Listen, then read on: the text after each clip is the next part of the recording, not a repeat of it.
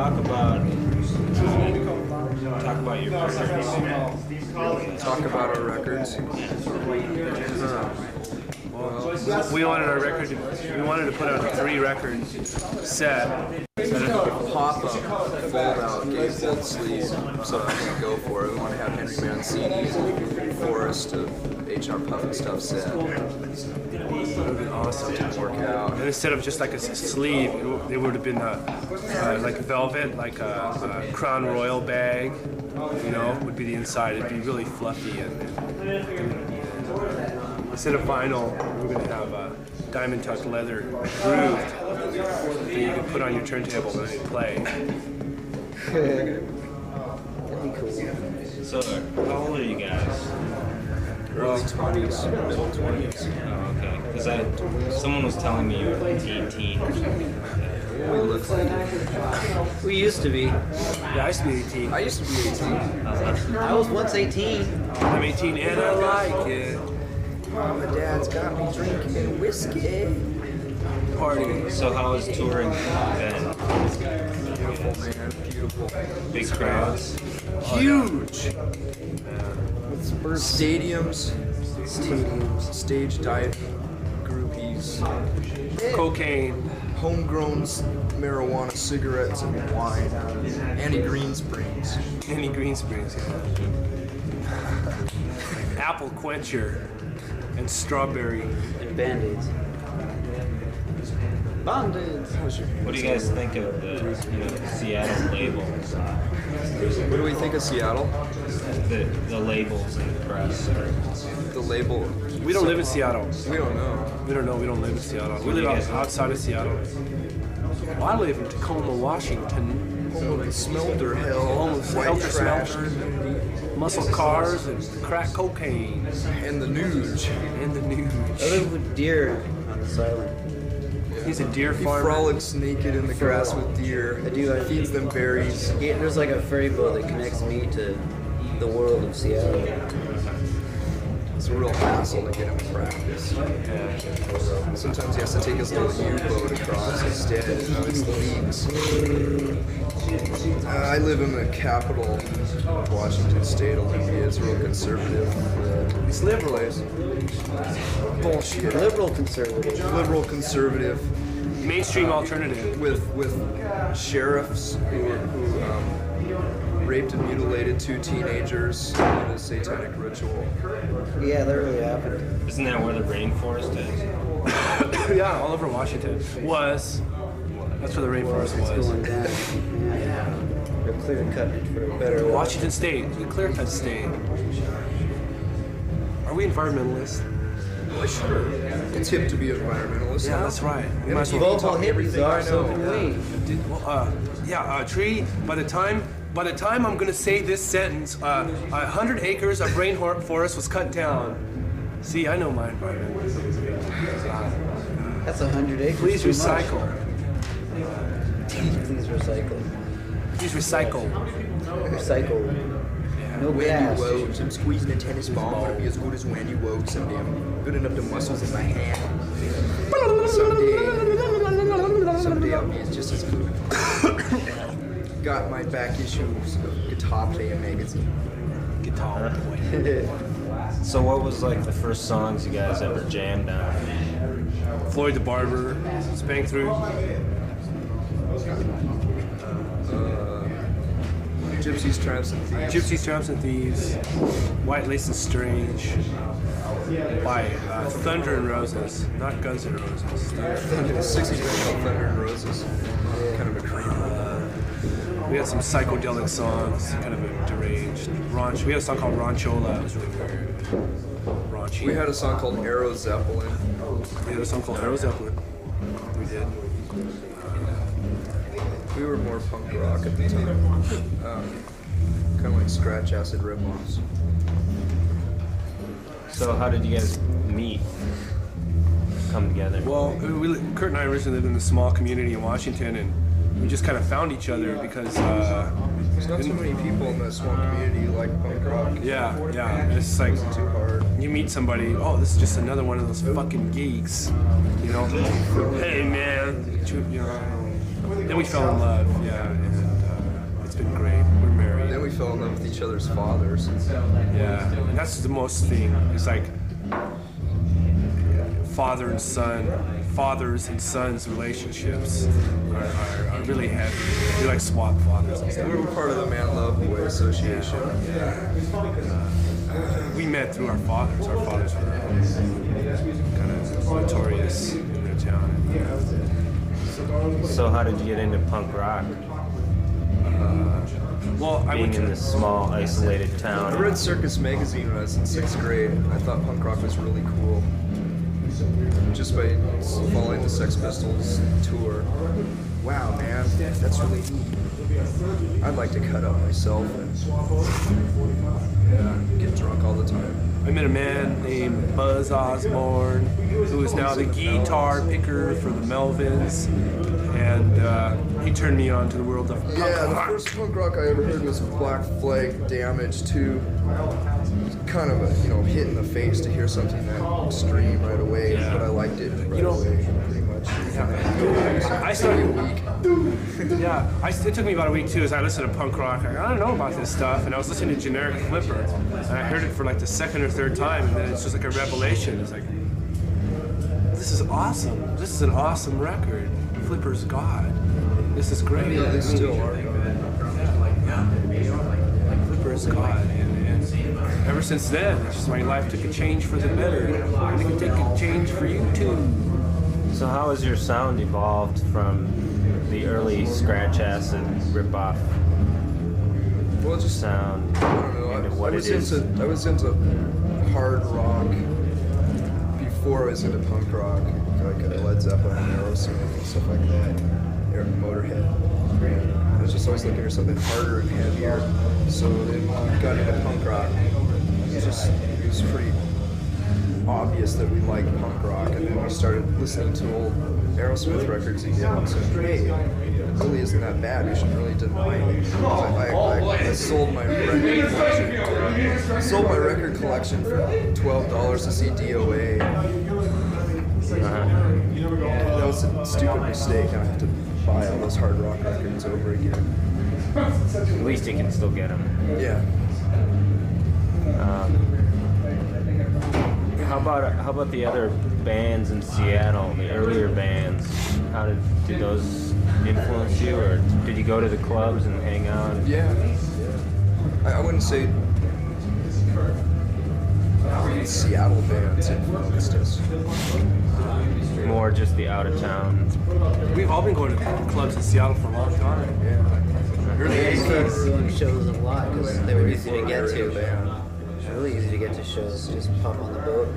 I was there, so I saw mask bands all the time. There's like the Guerrilla Gardens and Metropolis. I would think I went to most of my shows in like '82. I just like went to shows like all the time, no matter what they were. Yeah. Just maybe if it was punk rock, you just go to it.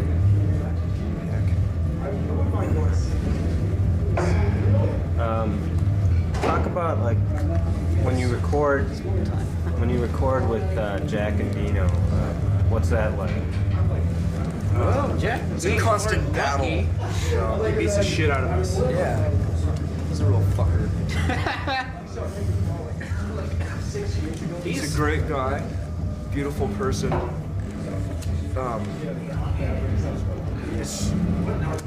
don't know, we set up microphones in front of our instruments and record. just lays it out. What does he do for your sound? I don't know, it's a secret. He wanted to tell us, he just records well. I don't know. Well, We didn't spend a lot of time on that last record. Really? Because he's tone deaf. Yeah, he's tone deaf. He's got Legionnaire's disease. well, one thing I noticed about the last record is it could have all sounded like really samey, but it doesn't. Really what? Similar? Yeah. He gets a variety of different. Yeah, well, sounds. see, some of the songs, two or three songs were recorded with Dale Crover of the Melvins. So those were different sessions. Those were about a year earlier than that. Love Buzz is at a different session. Yeah, Love Buzz was a different session. Big too. Cheese. So he sort of had a small idea of what we were looking for, I suppose. And then, you know, we mix every song individually, and whatever the song needs, you know, we try to do for that song. How many hours did you spend in the studio for that? Well, you know, it usually takes us about an hour to mix a song. It just happens, you know. Well, I don't know, we mixed one song 6 hours and it still didn't work out. It just depends, I guess. If it works, leave it alone. You know what I mean? 2 hours for any song. The next record is recorded, or? Some of it, about 7 songs, we did it with Butch Vig. Oh yeah? Yeah. How did that work out? Thumbs up. It really worked out well. Oh yeah? In Madison? Yeah. Going for the Madison sound this time. Oh yeah? I lived there for 7 years. Cool. So I don't know Butch, but I know Killdozer. Butch is from a little different. Yeah, that's probably what attracted us to him. Is the Killdozer drum sound. We tried to get that. It actually didn't turn out that way. We got our own sound because Butch is really a versatile guy. He knows how to get those hot sounds and he can turn knobs really well. The sounds people want to hear. I'm Red Perry. Kilo Radio. Songs we wanted to have songs of the Vietnam era. So, you recorded it with Butch, and you were gonna record like 3 more songs back in Seattle. Yeah, when we write them, we don't have a lot of songs. We might go back to Madison and record them. We don't know.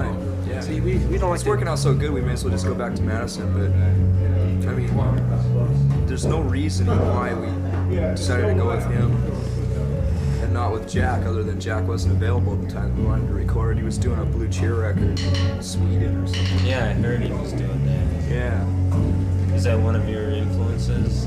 definitely.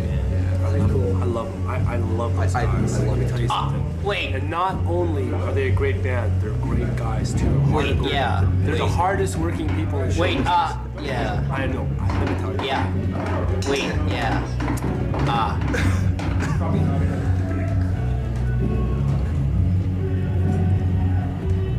Next question. We're smoking together. We're all Smoking together. Man, do you get it? We're smoking together, man. That is so heavy. This is America's smoking. Inhaled a. Your smoke is bothering you. Will you extinguish your cigarette? Yes. So what else? Don't ask me for a smoke. What else inspires you as a